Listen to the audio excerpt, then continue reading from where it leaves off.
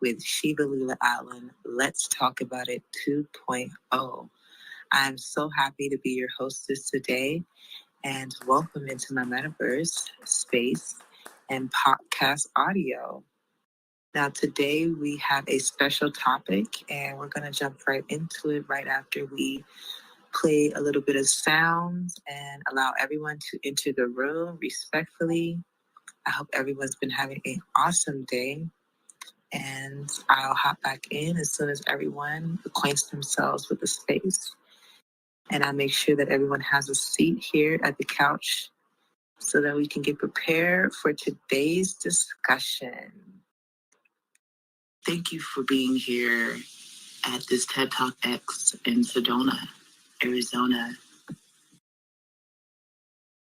I am just so happy that everyone is here and listening and actually using parts of the brain, using different parts of the cognitive, mental, mind, body, spirit, and soul today on this amazing TED Talk. I also want to give references to awesome students of the Bridgewater State University. The Bridgewater State University is well known for their psychology and studies of dance. I also want to give reference to Mr. Lovat. He has YouTube videos in reference to dance thinking and hormones.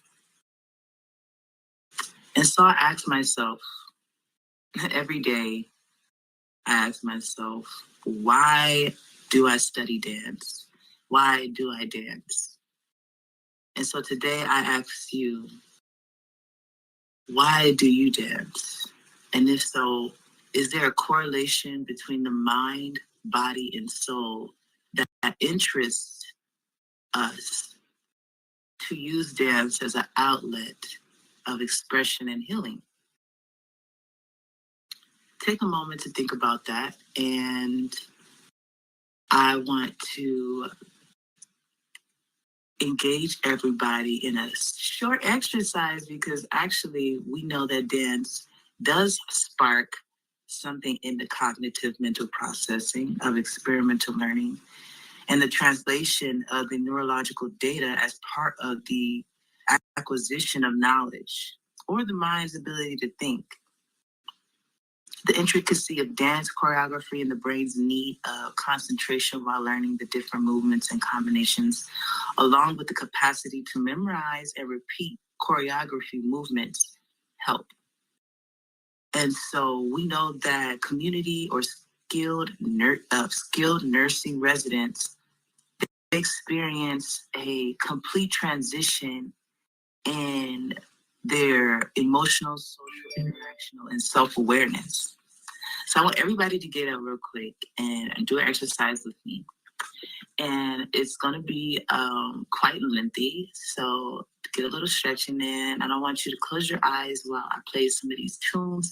And I want you to kind of just improv and do whatever you want to do. Make sure you watch your partner to your left and right. And when I say stop, you're going to open your eyes. You're not going to stop dancing, but you're going to open your eyes and continue to move and look around and engage with the person next to you.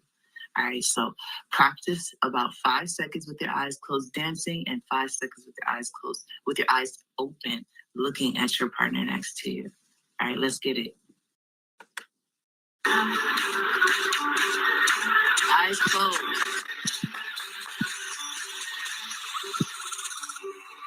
Now, stop.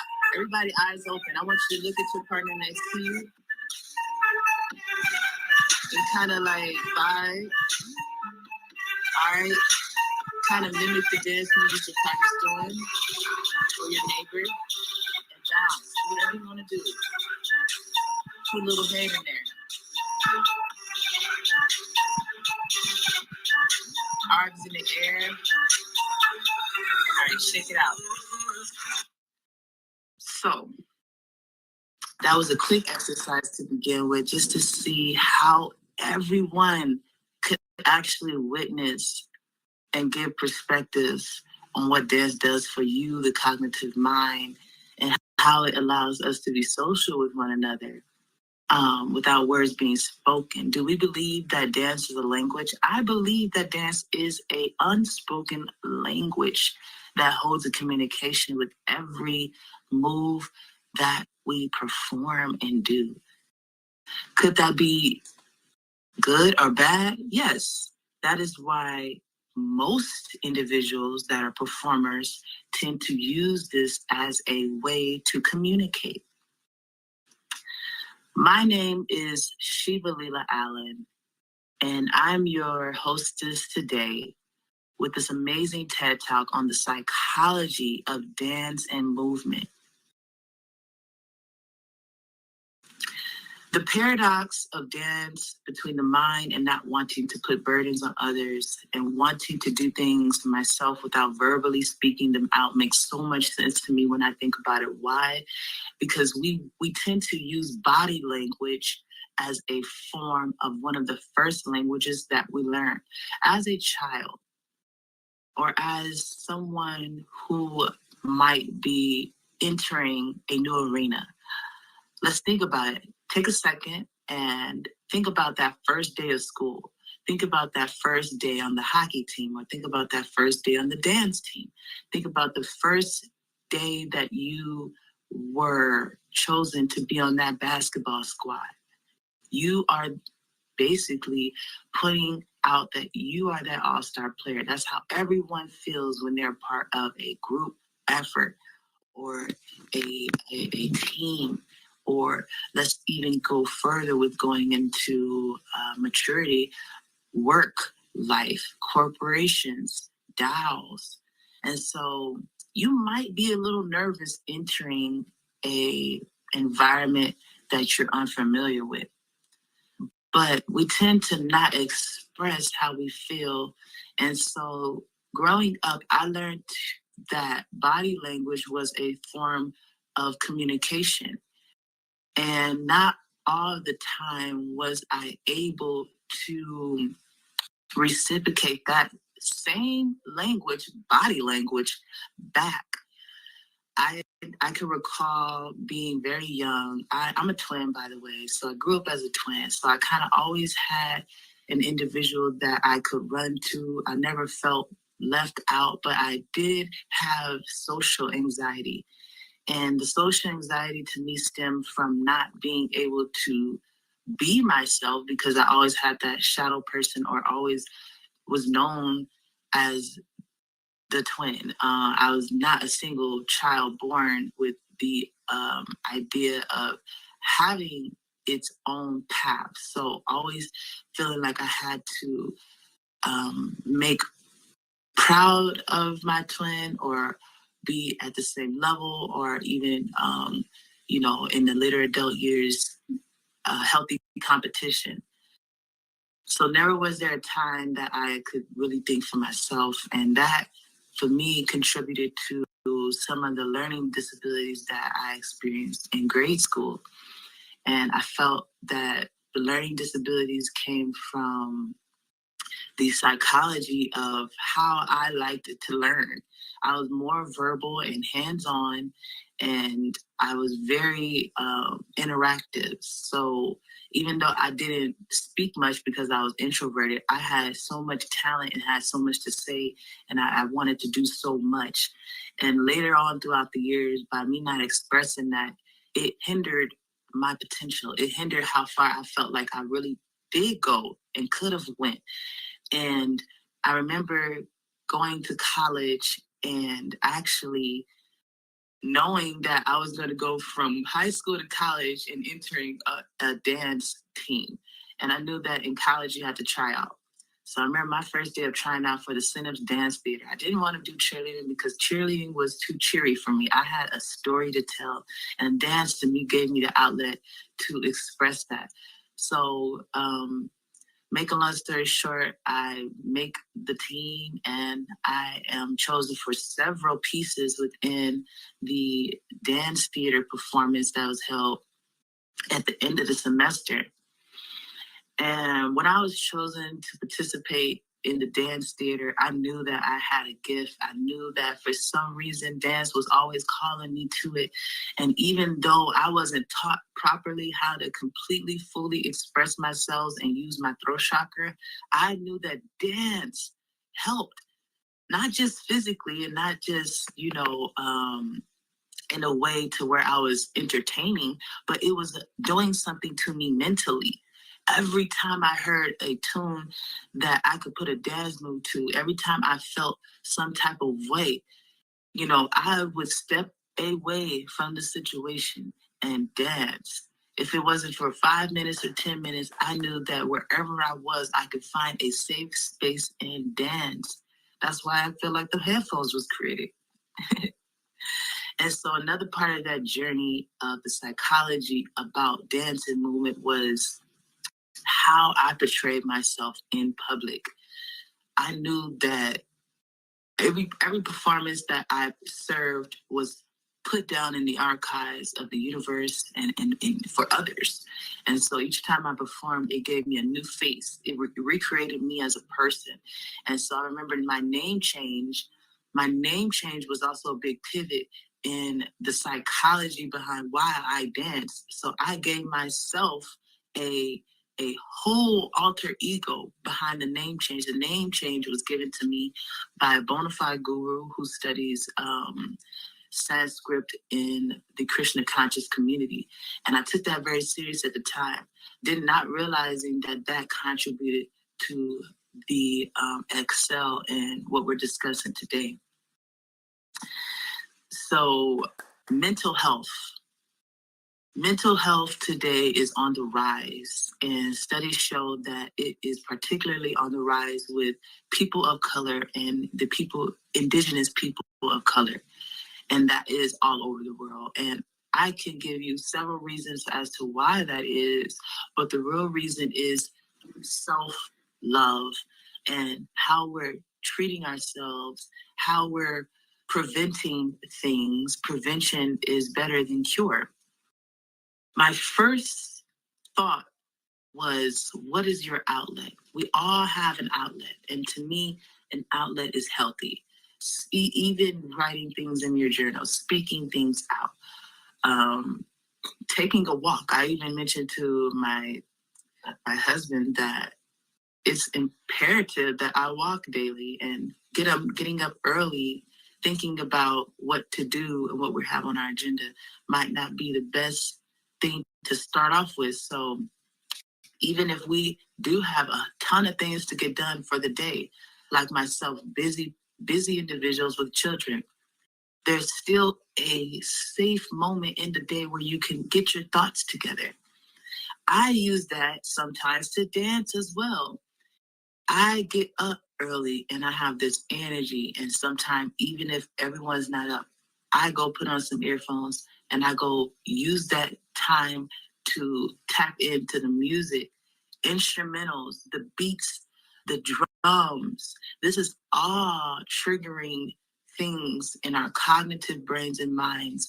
It's allowing us to help ourselves basically dissect what we have going on in our brains, because right now we're talking about the mind, correct? Hormones is another big thing. So all of the endorphins and the dopamines that we trigger off in our mind when we're dancing, this gives us a way to be able to have a clear mind. Being able to have a clear mind allows us to make wise decisions. And so dance, improving, social, emotional, and learning could all be bundled into one category because the brain has these three elements: social, physical, and cognitive.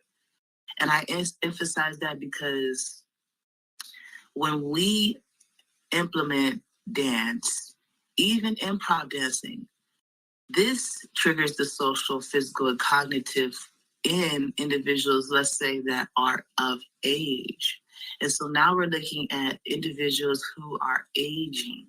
And so studies say that less like people who dance are less likely to get dementia.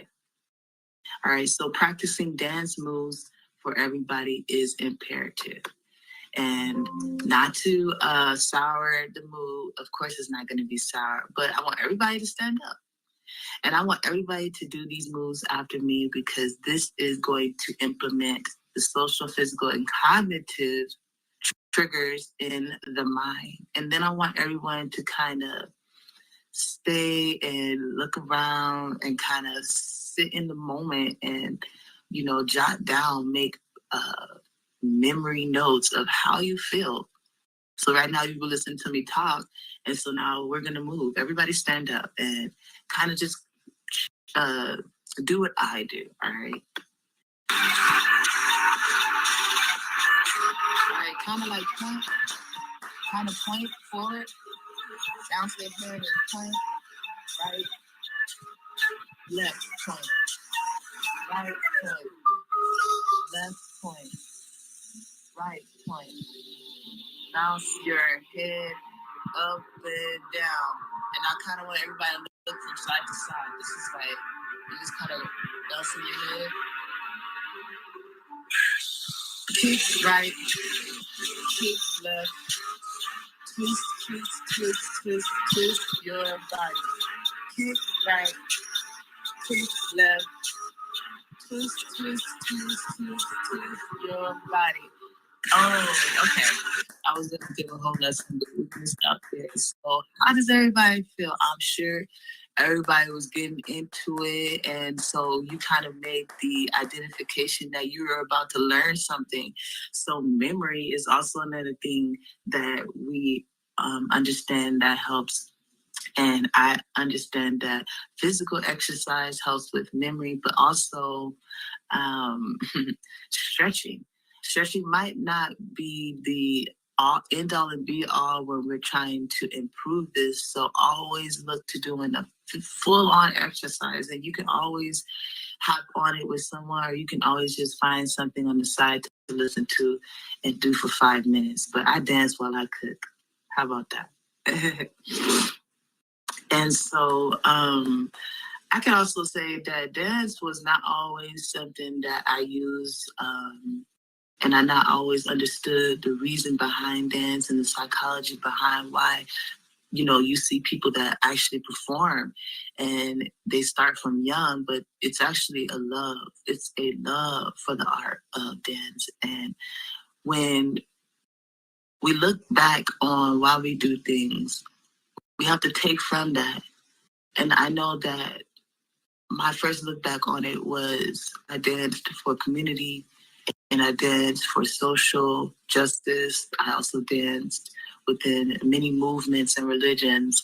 And I know many individuals are aware or familiar with praise dancing. So praise dancing was something that I took a liking to because it implemented the words of God. And I also remember being present at lots of different festivals throughout all of the East Coast. So I've traveled throughout the East Coast and danced within festivals around devotees and gurus and individuals who are mothers and well-wishers and family-based festivals and projects. So a lot of my journey didn't really begin with entertainment or something of me knowing what I did. I knew that I was being used. And the psychology behind that was, it wasn't always something that I wanted to do. I didn't always want to perform. There was not a time when I felt like there was a separation, but I remember being in this sunken place and not even really thinking of dance. Just the thought of dance kind of made me sad because there was things that I felt that were taken from me. And that same outlet, dance, was the same thing that brought me out of that sunken place. And so when I think about it, I could surely say that whenever one is in doubt, there's always a solution. It's quite funny that dance was a solution to dance. And today I'm giving more of a breakdown on the world of movement and dance and the deeper aspects and psychology behind it. Because there are psychologists out there that are studying the two.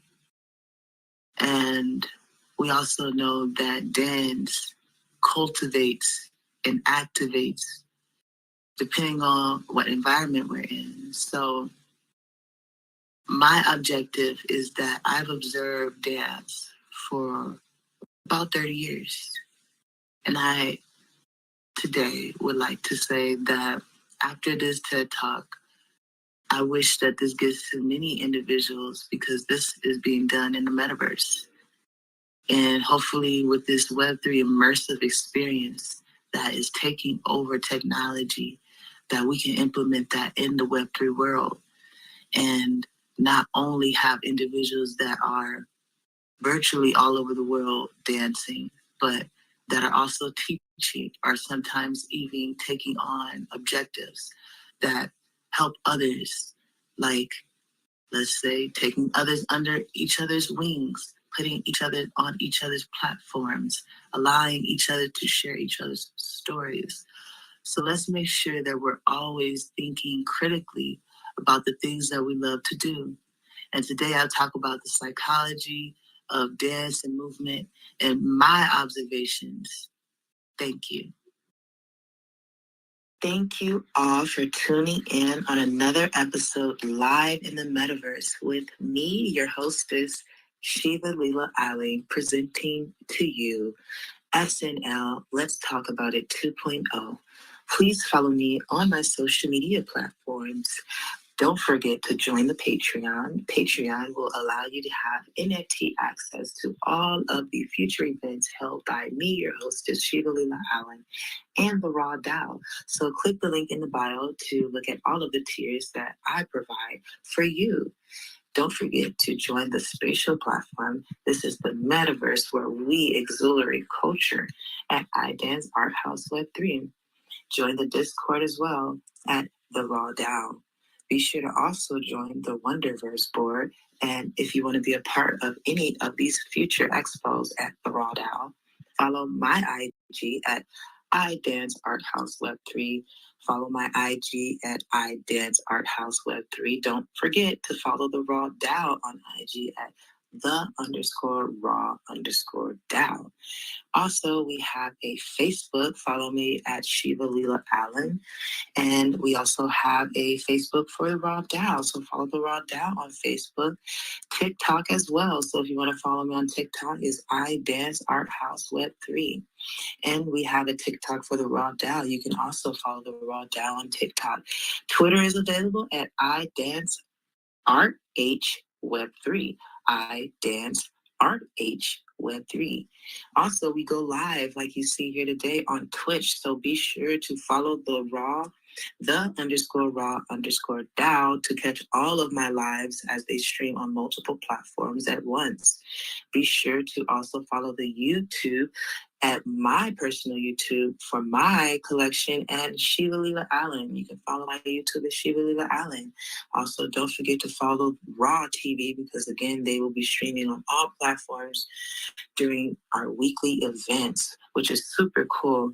And don't forget, I have these podcasts available at the end of every Saturday, free, available on my Anchor link. Please click the link in the bio. These will be the free live podcasts that you hear now, available in my link below. Don't forget to have a blessed day and just keep it moving, keep it going, and jam on out because we believe that dancing is healing and we're about NFT healing, culture, and dance. I do not own the rights to the music that you hear in this recording. Thank you.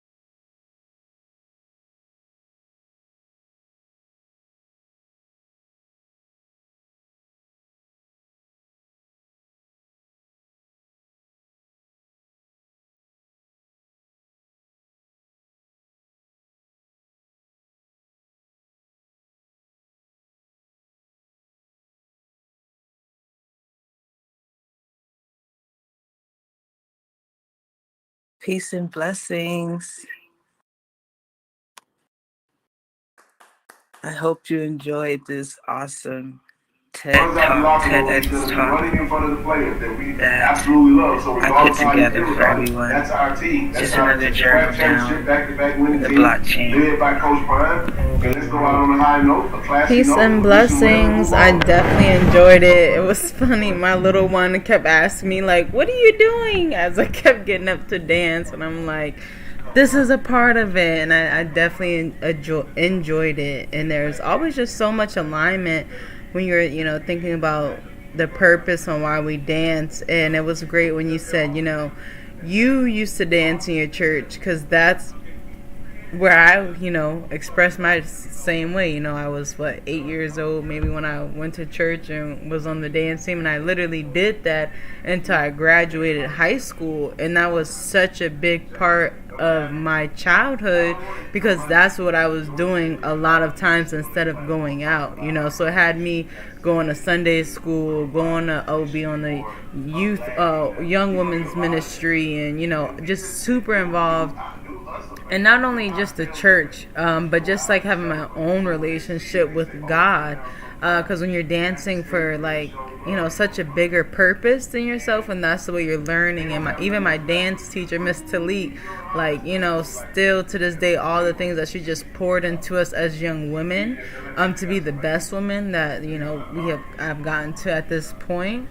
It's just a blessing. And it's still one of those ways that I find myself expressing myself just in that fun, seriously get in tune with that mind, body, and soul. And it was just a great TED talk to hear from you today. I definitely enjoyed it.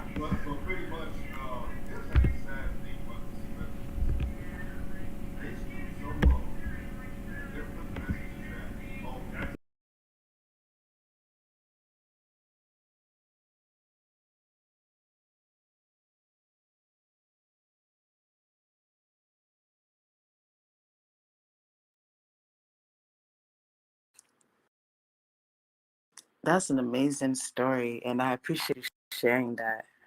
I don't know if I'm popped up here, but I had to actually bring it back and take a moment to remember.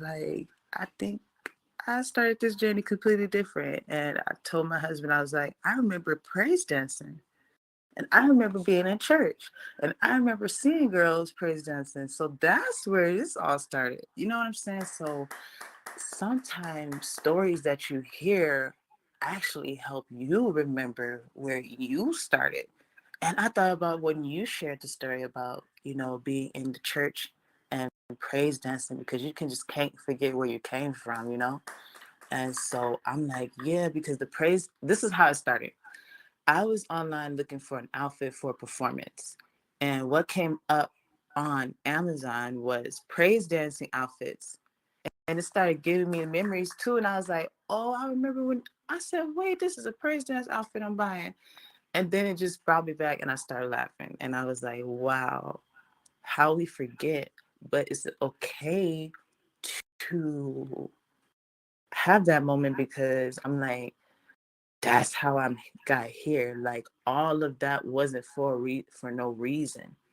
And like the whole journey was like those meters where it go doot doot doot doot doot. And so now there's a final liberation, because it's like it never really left you, which that gift to me was, for me, dance. And it's also just an outlet. Like, you don't have to be a bomb dancer to be in this space and talk about it. This is why, I call it Let's Talk About It 2.0.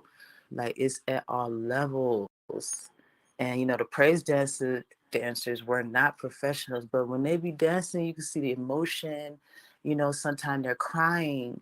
Sometimes they'll just be dancing to the words of the sermon, or dancing to the words of the gospel music. So that was big for me. That is like emotion and passion and art mixed in one. And so that, to me, I can give reference to and say, like, yeah, that put Shiva on the map. Seriously. So, our teachers, The wise ones, the elders, I give reference to too. Like my mother might not have gotten out there, but when our mothers look at us, they could see a spark in which something that they might have wanted to do, but didn't fully get to do. So I'm proud to say that whatever I'm doing right now and today is something that my mom instilled in me, and I'm driving it home. Like, okay, so this is why I feel it's important to express ourselves and why we're using these spaces to not just entertain and have fun, but to actually inspire. And that's what I'm sharing today.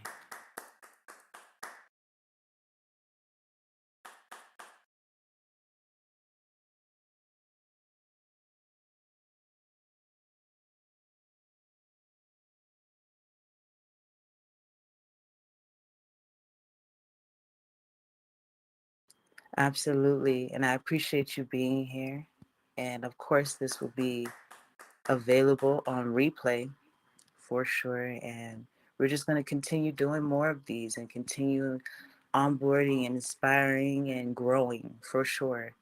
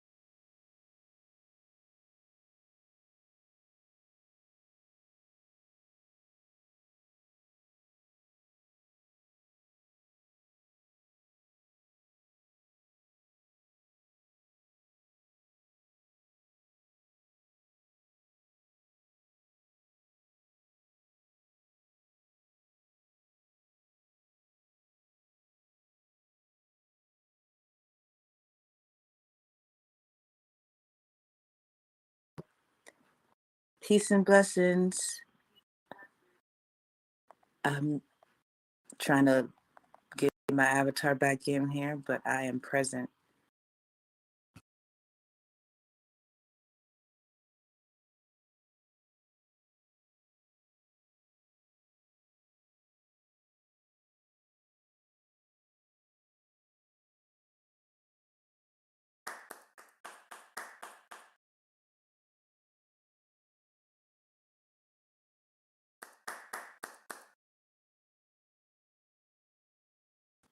Well, I'm getting ready to make dinner and then just prepare myself for tomorrow morning. I like to get some rest before I wake up early. 'Cause tomorrow is Sunday. Gotta hop on that meeting call, and then I want to hop in on China's live because I was invited to go into that. So that's pretty much it. Enjoying this weekend. How about you?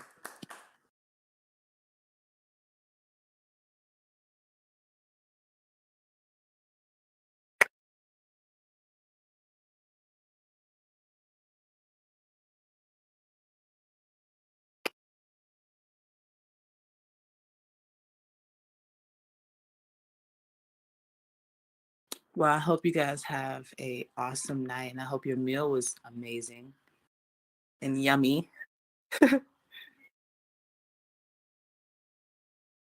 Ooh, fried okra.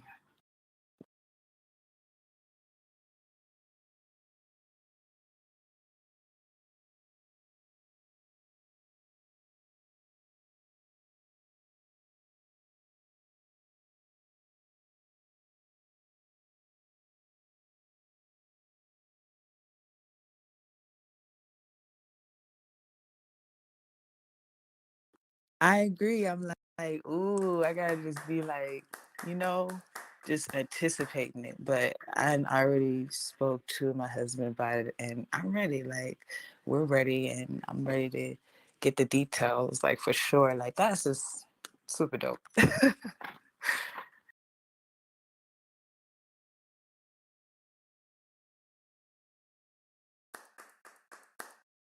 Okay, speak to you tomorrow morning.